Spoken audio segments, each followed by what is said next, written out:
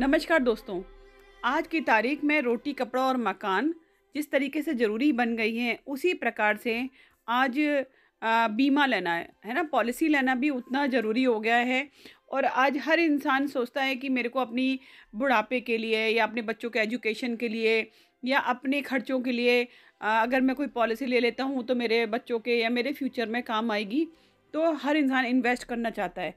But दोस्तों, दुख की बात यह है कि जो डिफरेंट कंपनी हैं, जो उनके वर्कर्स हैं, उनको वो टारगेट देती हैं कि आपको ये टारगेट पूरे करने हैं।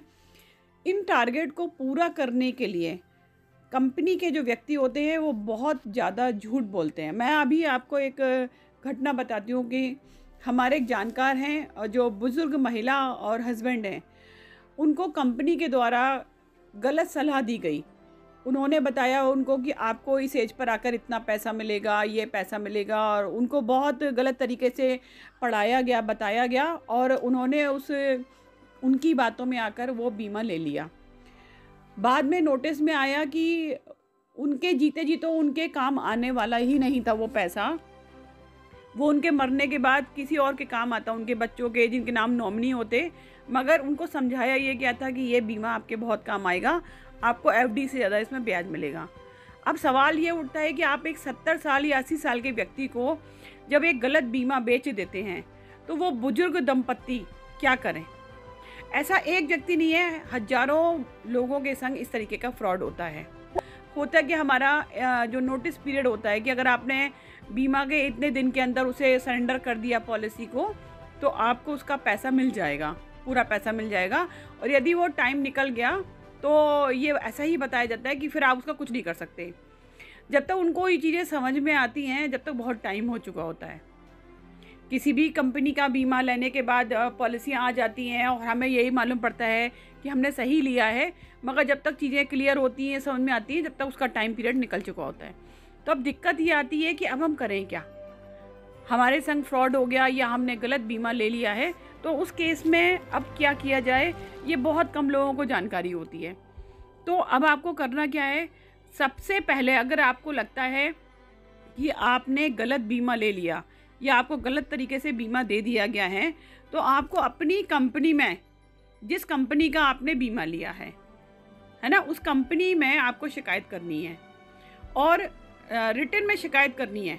आप चाहें तो पढ़े लिखे हैं तो मेल से कर दीजिए, और अगर आप पढ़े लिखे नहीं हैं या आप बुज़ुर्ग हैं और आप नहीं कर सकते, तो आप राइटिंग में लिखकर एप्लीकेशन, अपनी पूरी पॉलिसी का नाम है ना, नंबर, सब कुछ उसमें लिखने के बाद कंपनी को आप चाहें तो कोरियर से भी भेज सकते हैं उस कंपनी में, और अपनी शिकायत को उस कंपनी में, जैसे किसी भी कंपनी का नाम मैं नहीं लूँगी इस समय, जिस कंपनी का भी आपने लिया है उस कंपनी को आप उसकी शिकायत कर दीजिए और 30 दिन तक इंतज़ार करिए। अगर 30 दिनों में आपकी शिकायत का जवाब बीमा कंपनी से नहीं मिला तो आप लोकपाल से संपर्क कर सकते हैं।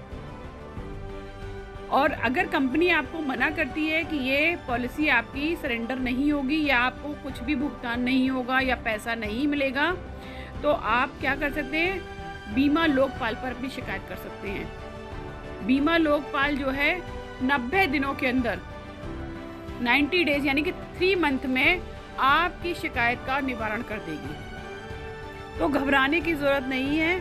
आपको सिर्फ करना क्या है, पहले आपको कंपनी में शिकायत करनी है और 30 दिन तक इंतज़ार करिए।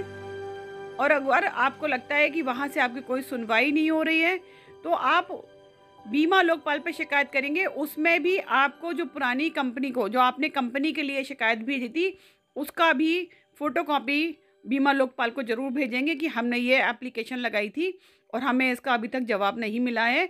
और अपनी जो भी प्रॉब्लम है आप उसमें सारी शिकायत लिखने के बाद बीमा लोकपाल को भेजेंगे, तो आपका 90 दिनों में इसका निस्तारण हो जाएगा। घबराने की बिल्कुल भी आवश्यकता नहीं है। आपका पैसा बहुत कीमती है, आपने बड़ी मुश्किल से कमाया होता है। इसको किसी भी गलत इंसान के द्वारा जो आपका पैसा लगा दिया गया है उसे बर्बाद करने की आवश्यकता नहीं है। सिर्फ हिम्मत रखिए, धैर्य रखिए और रिटन में शिकायत करिए, लिखित में शिकायत करिए। अगर आप वर्बली फ़ोन करते रहेंगे तो उसे कंपनी वाले आपको सिर्फ यही बोलते रहेंगे कि ये पॉलिसी वापस नहीं हो सकती, इसका टाइम पीरियड ख़त्म हो गया है। कृपया आप इसलिए आप इस पॉलिसी को ऐसे ही रखें। मगर आप उनकी बात ना माने। अगर आप उस पॉलिसी से सेटिस्फाइड नहीं हैं तो आप पॉलिसी सरेंडर कर सकते हैं, कभी भी कर सकते हैं, क्योंकि आपको गलत तरीके से वो बताई गई थी। तो आप हिम्मत रखिए और उस कंपनी को ज़रूर लिखिए, जिससे आपको टाइम से आपका पैसा वापस मिल जाए। क्योंकि अगर वो पैसा आपकी एज में आपके लिए काम नहीं आया तो उस पॉलिसी का क्या फ़ायदा।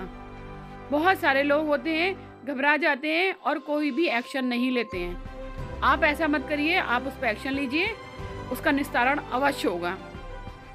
और लोगों को भी सहयोग करिए कि अगर कभी उनके संग भी फ्रॉड हो जाता है तो उनको भी बताइए कि उनको क्या करना है इस स्थिति में। सब कुछ ठीक हो सकता है। आप संतुष्ट रहिए और खुश रहिए। सिर्फ जागरूक रहने की ज़रूरत है। तब तक के लिए सब लोग खुश रहें, मस्त रहें, समझदारी से काम करें। आप सभी को मेरा जय श्री कृष्णा दोस्तों।